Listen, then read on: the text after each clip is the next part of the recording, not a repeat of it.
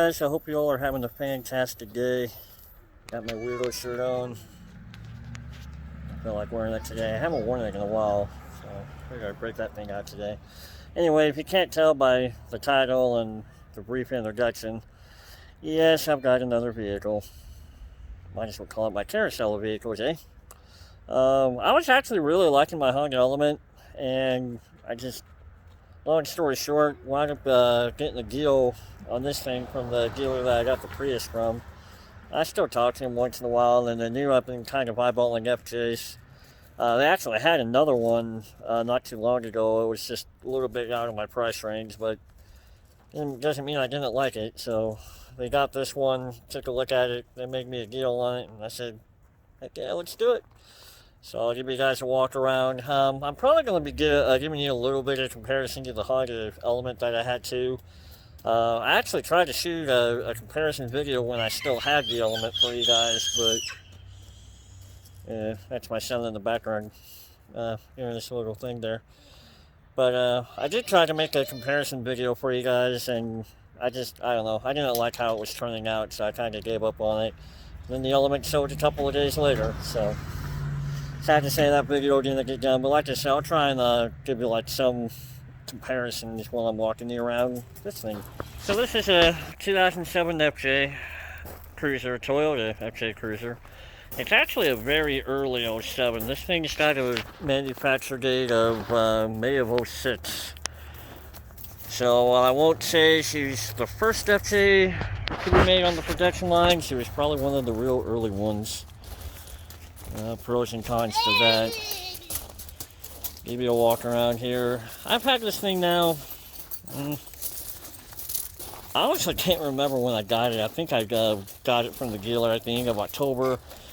Had it for about 2 weeks alongside the Honda Element. The Element was basically still a daily because, well, quite honestly, the Element did better on fuel economy. But I drove this thing a little bit, and then it became my daily kind of closer to the beginning of November. We're pretty much the week of Thanksgiving at this point. So she's been my daily for a few weeks now. Not a big fan of the tires, honestly. I mean, they do great off-road, I'll give it that. I've already run this thing on the trails a few times. It's just, I kind of wish I had more sidewall to them. So I'm just going to let these tires run down. But once they get worn out, I'm probably going to be going for a different wheel and tire setup for sure. Don't get me wrong, Mudtrains are great tires for off-road, but I still need this thing to commute, so I'm going to be getting an. So why did I get rid of the Honda Element and go for the FJ Cruiser? Well, I found out that I really enjoy, I call it trail running. Basically, going up into some of the trails up in the mountains, that kind of thing. A little bit of off-roading. I'm not sure if I'm going to have the kahunas to do like the extremely hard trails, but I mean, I've already explored, in this thing, I've already explored like Phantom Canyon, Rampart Range in Colorado. Also took Old Stage and Gold Camp Road from the Springs up to Victor. And this thing does it beautifully, and it's doing trails that I would probably hesitate to take the Honda Element on. Not to say the Honda Element wouldn't do it, but this thing is just, almost anybody can tell you it's more capable. I mean, it's got more off-road clearance, more ground clearance.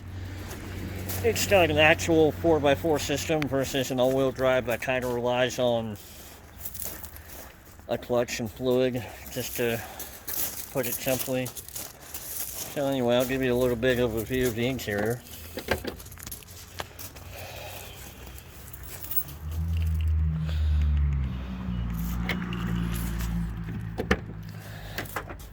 So this is pretty much the back of the interior.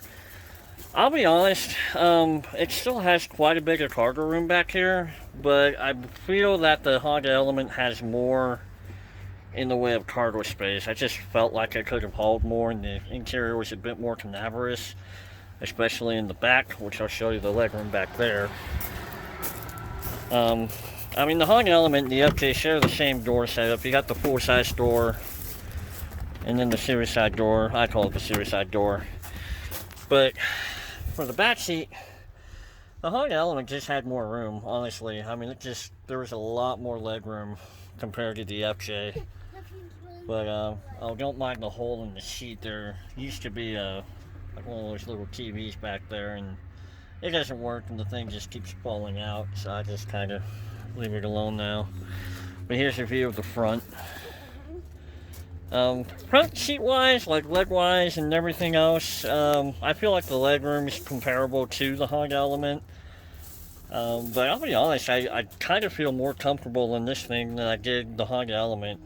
It's weird, I guess, but it's just my opinion, honestly. So I'm in the driver's seat now. It's a pretty snug and comfortable fit. I'm not sure if these are just like professionally leather covered FJ seats or if someone just did completely aftermarket. I feel like they're just professionally covered, but these are very nice, very comfortable. But again, this is the interior. With this being an 07, it doesn't have all the options for the FJ, but it has a few. Like, it doesn't have the subwoofer in the back, but it does have the locking rear diff, the 8-track, which I guess it utilizes the ABS system to give you traction, but I believe that only works if you're in 4-low. It's got a power inverter. There's a household plug in the very back there, back where the rear cargo gate is. So you can plug in the laptop, plug in your cell phone charger. I've heard of people plugging in a small fridge. This button here is for the parking sensors. I leave those off because I think there's an issue with my sensors, because if I leave that on, it just beeps at me like all the time.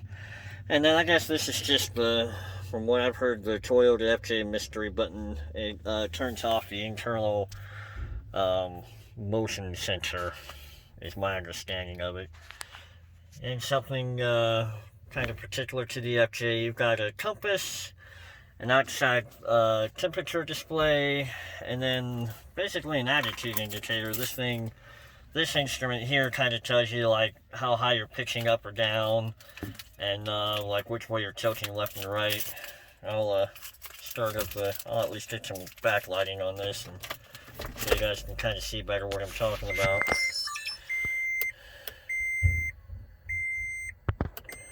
Turn that back off. Yeah, just so you can kind of see it in action. Of course, you got the clock. I have an aftermarket older Pioneer Navi unit down here. It works okay. It's older, so it doesn't have like the Android Auto or the Apple CarPlay, but it gets the job done. Of course, your 4-way switch, rear defrost. The one thing I like about the FJ, especially compared to the Honda Element, I mean, the Honda Element's HVAC controllers really weren't too bad, but I just like how massive these knobs are. It's just, I could be driving down the interstate and just, all I have to do is really kind of feel. These knobs are big and they're just simple to operate. I like it. It's just like for when it comes to airflow, how hard do you want it, how hot or cold do you want it, and where do you want it? Not much harder than that. Recirculation, AC buttons are over here. Your power port's down there. Parking brake cup holders. And the automatic transmission. Now, if you guys are shopping for these Toyota FJs, it's my understanding that, and this applies for all the years, I believe, if you have the automatic transmission, you have part-time 4-wheel drive. And by part-time, I mean you can run this thing, 2 high or 4 high, 4 low, that kind of nature. But if you go for the 6-speed manual, you pretty much have full-time 4-wheel drive or full-time all-wheel drive, where with that system, literally it's just 4 high, 4 low, or neutral for the transfer case. Kind of weird. I honestly feel like that would negate from the fuel economy that you could potentially pick up out of the manual transmission. Speaking of fuel economy, this thing, I believe the fuel capacity on this is about 19 gallons.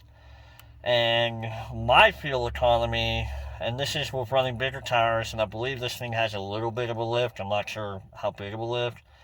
But with the bigger tires and just my experience driving it so far, I'm running 15, about between 14.5 and 15.5 miles to the gallon. most of my driving is commuting on the interstate, basically between Pueblo, Colorado to Colorado Springs. But even if I'm up running trails, which I've done a few times, I'm still getting about that fuel economy. So it just kind of depends. That's just what I'm getting though.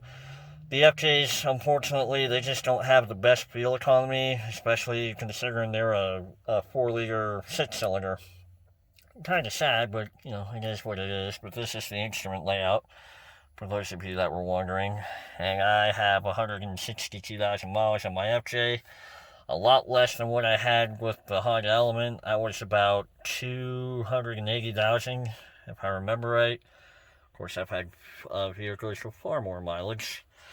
The one downside to the FJ, especially on the interior, especially if you compare it to the Element, it's just interior space. There's just not a whole lot of interior storage, I'm sorry. You get like this nice little cubby hole up here in front of the driver, and then you get your glove box over here, and then you've got, of course, the cup holders and this little caddy shack, but that's about it when it comes to interior storage. Kind of disappointing considering when I had the Element, there was just tons of storage. It had, a cubby hole up here with the rear view mirror. It had like little caddies down below. I kind of miss that about the Element. And if you're watching from the Facebook Colorado FJ page, I know somebody was asking about, what phone mounts does everybody use. I have two temporarily, and there's a reason I have two.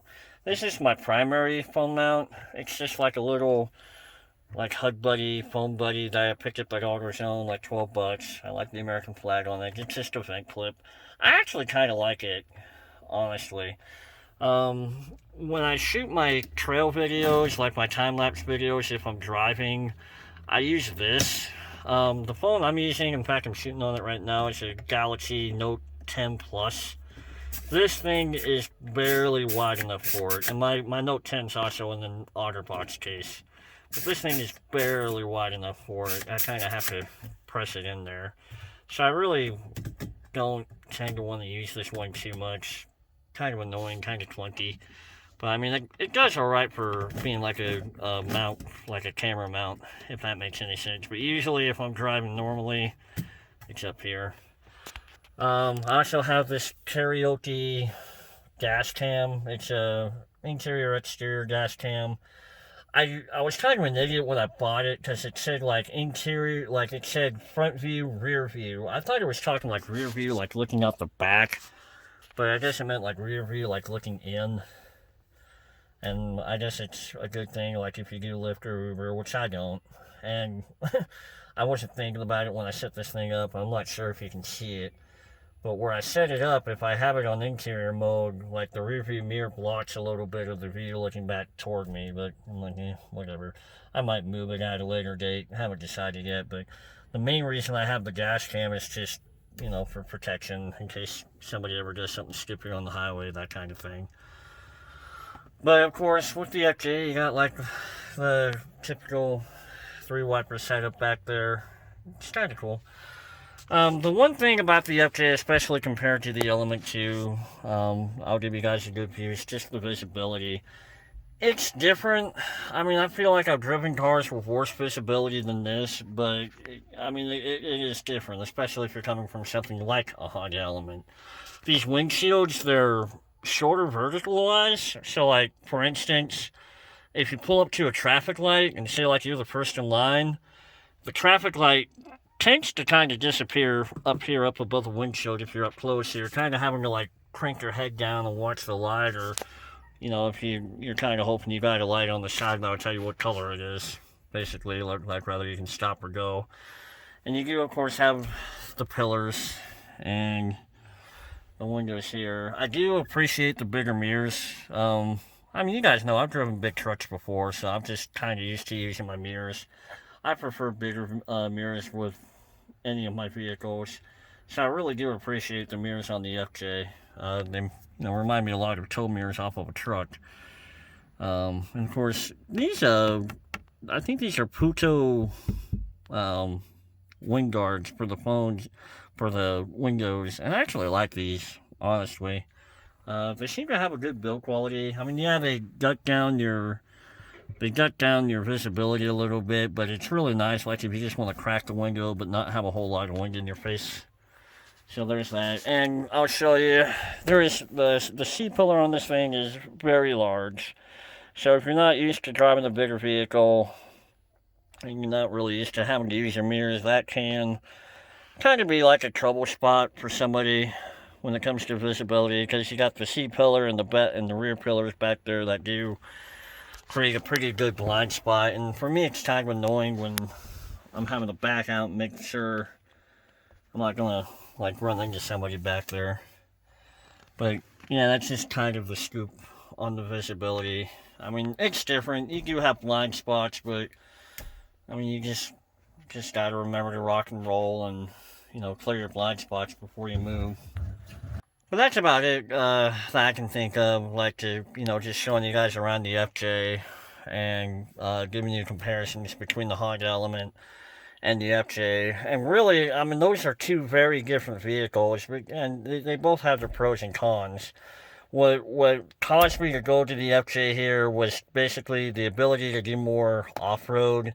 The fact that you have an actual 4x4, you know, selectable, controllable system. And I do like being taller and a little bit bigger. I don't know, I've just never really liked feeling low to the ground. So those were the big points for me to go to the FJ away from the Element. But the Element's got its pros too. It does a lot better on fuel economy. I feel like you got a lot more interior space and a lot more leg room in the back. So like I said, they're different vehicles. They have the pros and cons. It's just weird. Like I've noticed a lot of people that either went from one vehicle to the other, or they have both. So, but there you have it. Just a tour of the FJ. I hope you guys enjoyed it and my carousel of vehicles. I do like this though. I remember when the FJs first came out in 07. I thought they kind of have a different but cool design. So I've always kind of thought, you know, it'd be kind of cool to have one of those, and one of the few SUVs that I actually like. So, I mean, gonna be making payments on this thing for a little bit, so I'm sure I'll have it for a little while. And besides that, honestly, I can't justify a truck right now anyway, so this may be it for me for a little while, but I feel like as soon as I say that, something comes up and we wind up with something else. But for the time being, these are my wheels. Figure I'd give you guys a tour of it. We'll catch you soon.